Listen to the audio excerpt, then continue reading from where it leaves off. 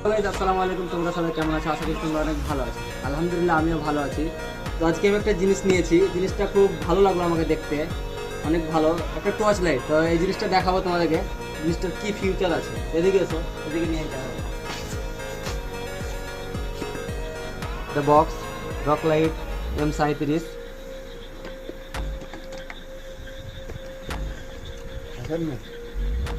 এটা লাইট আছে, এটা চার্জার দিয়েছে, টাইপ সি মনে হয়, হ্যাঁ টাইপ সি।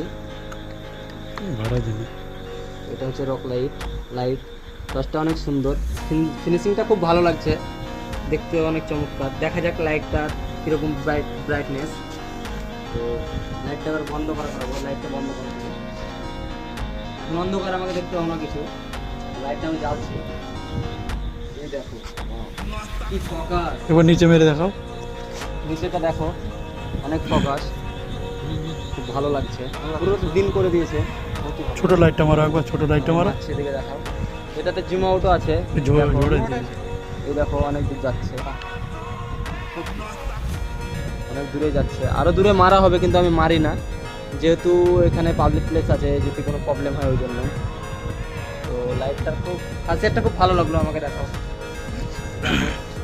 তাতে ফিউচার আছে 3-4 রকমের। এটা লো, আরো লো, এটা প্রাইভেশন করবে।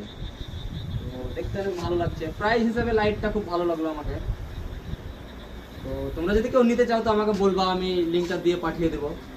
তো আশা করি তোমাদেরকে ভালো লাগবে, যদি ভালো লাগে তো আমাকে একটু সাপোর্ট করিও।